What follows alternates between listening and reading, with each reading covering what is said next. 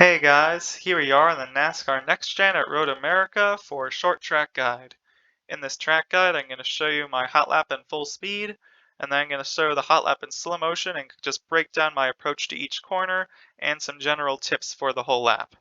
Now, before we get to the hot lap, I just want to also mention my settings for this lap. I'm using a 2.36 steering ratio or steering box and 51.5 brake bias. Also, before we start the lap, I'm just going to show you the track settings that we're using. It's 78 degrees and 105 degrees track temp, 2 mile per hour winds, and 36% track usage. And finally, as you can see, I'm using a patriotic paint scheme as it's the July 4th weekend. Now let's get to the hot lap.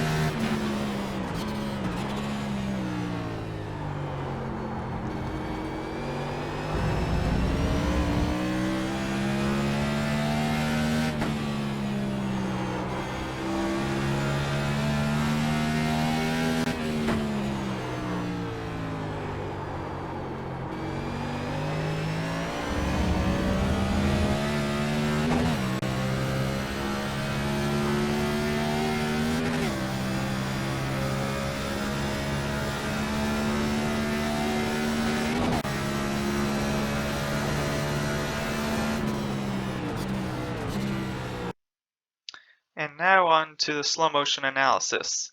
Before we start the lap, I just want to give a general overview of how I'm approaching this track, which is that I'm really focusing on the slow corners more than anywhere else because I feel that's where you can make up the most time. So when you try to drive this track, just really focus on those corners more than anything.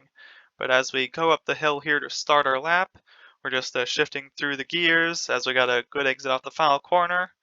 And as we're coming up to the finish line here, we should be still in fourth gear, just about to shift up to fifth. And we're kind of looking over to the right side actually for a brake marker. So we're up to fifth gear here, and we're looking at the right-hand side. I'm just going to slow down. You can see the end of the pit wall, but I'm not actually looking at the pit wall. I'm looking at the pit cone. Assuming that's not knocked over, you can use that as a good reference. And basically, after I pass that blue cone, I'm going to wait like 1 car length or two. And right after two, I'm getting on the brakes hard. Because this is way before any of these cones, we can't really use these cones as references. So down to third gear, we're braking, downshifting pretty quickly using the engine braking, and then trailing off as we start to turn in and trying to use up all this curve on approach. It's a bit bumpy on the apex here, and so that can kind of unsettle the rear, so just be cautious. You can see the bumps right through there, so I'm just really being cautious not to get on the throttle too early through here, and then just straining up the wheel, getting back to full throttle. As we try to keep the car over on the left-hand side through here, we're looking over the left-hand side for our brake marker, and that's kind of the end of this wall. We're braking just before the end of it, around like the 3 or so, and pretty much full brake pressure. It's a bit downhill, so it's going to slow down a little bit slower than you expect. And this corner, it looks like a simple 90-degree, but as we trail off and turn in, it actually tightens up on exit. So you just got to be ready to turn in and then hold the steering input for pretty long. You really don't want to use up much of this uh, exit road just because it ends really quickly. You want to, if you were to use it, it would like continue over here, but it ends so quickly you have to return back to the track. So really don't try to use much of that runoff there on corner exit.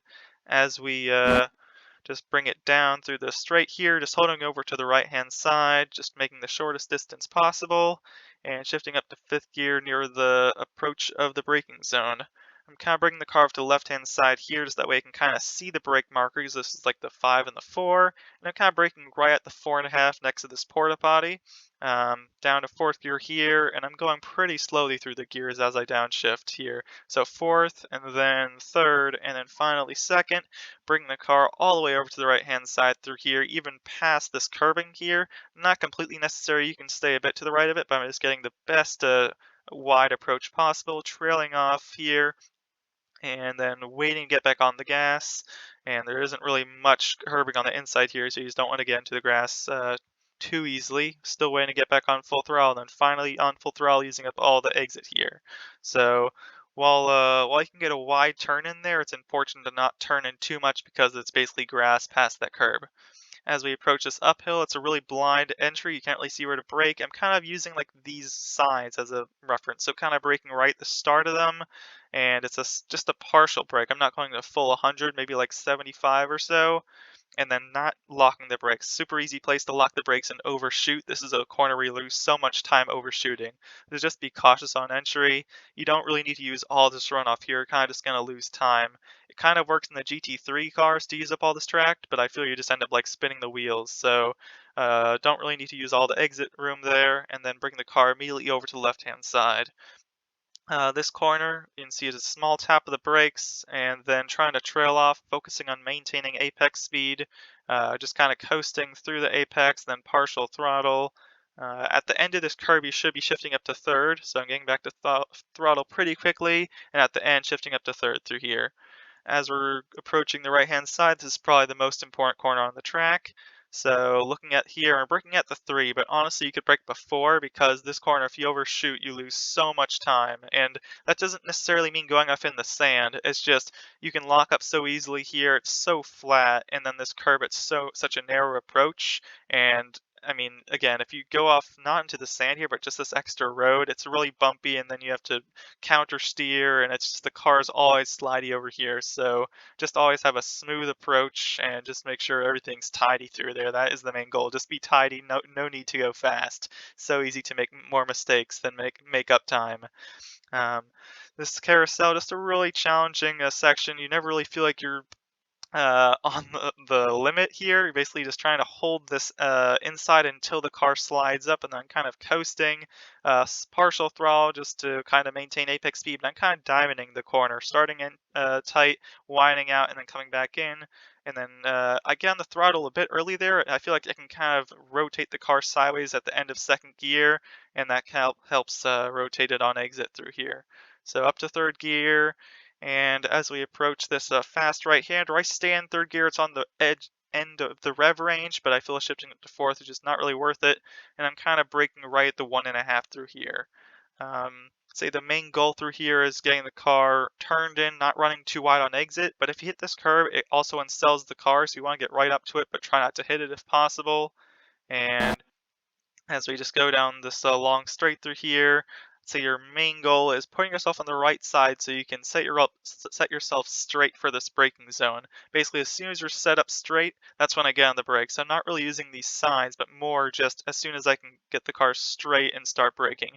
Downshifting quite fast here, fourth, third, and then basically down to second right there. The engine braking really helps slow the car down through here, and then immediately trail off. Also really easy to overshoot this corner, so while you do have a lot of sand runoff, it really is quite dangerous to mess up through there. So trying to hit the apex, and then once you get the car straightened out, getting onto the curves, back to full throttle. Coming up to these final few corners here, the rear tires are really pretty hot at this point, so try not to slide too much. Small tap of the brakes, and then blind corner up here. Can't really see where the exit is. I just be a bit conservative, not run too wide through there. And as we approach this final corner, using this banner as our braking zone, or right as the asphalt changes color, kind of starting to break through here. just trying to brake in a straight line, bringing the car out wide through here, and then starting to trail off as we start to turn in. Really easy to run a bit too wide there and then get in the grass, so just be cautious on your initial braking. And then this final corner is like one of the few corners that you actually can use this exit runoff. It's not too bumpy, and it continues pretty long on the corner exit. So unwind the wheel, use all that exit curbing, get back to full throttle, and that's a lap around Road America. And I guess before I finish here, I'm just going to show the lap in full speed and chase view, just that way you can really see the lines then taking around here, since it's pretty hard to tell on board.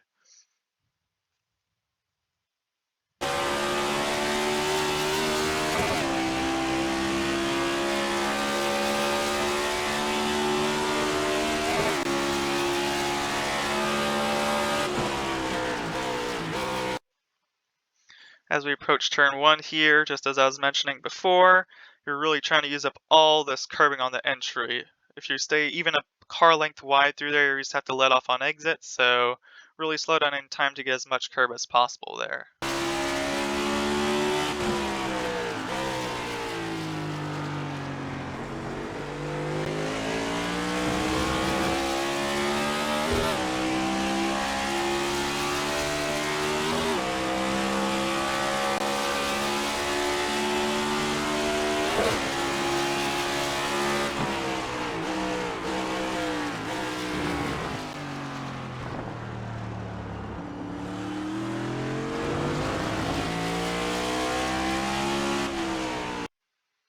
As we bring the car up the hill through this corner, you can just see how we turn in quite early and how we don't really use up much of the exit.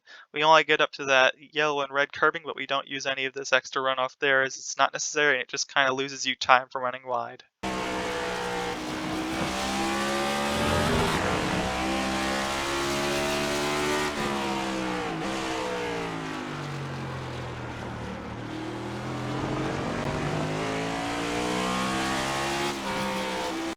Just really seeing how we diamond the corner here, starting right up to the grass, tapping the brake a bit, letting the car just roll up through the middle of the track here, then partial throttling for the track to kind of dive back down the hill, and then bring the car back over to the curb.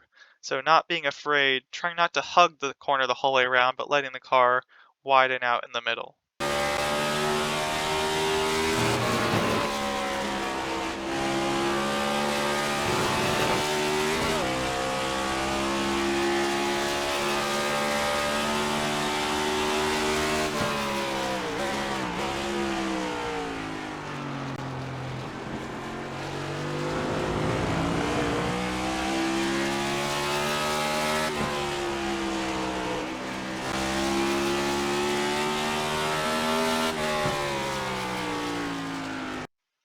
And for this final corner, you can see I just about missed like this yellow and red curb. You could use probably a bit more than I did, and using up all the curbing on exit there.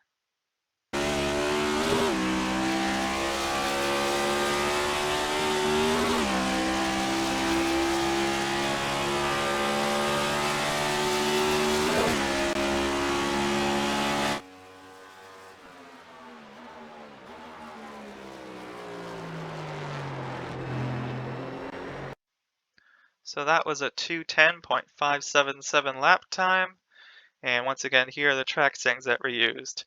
Definitely a really challenging track, Road America, but I hope this track eye was helpful. Thanks again for watching, and hope you enjoyed.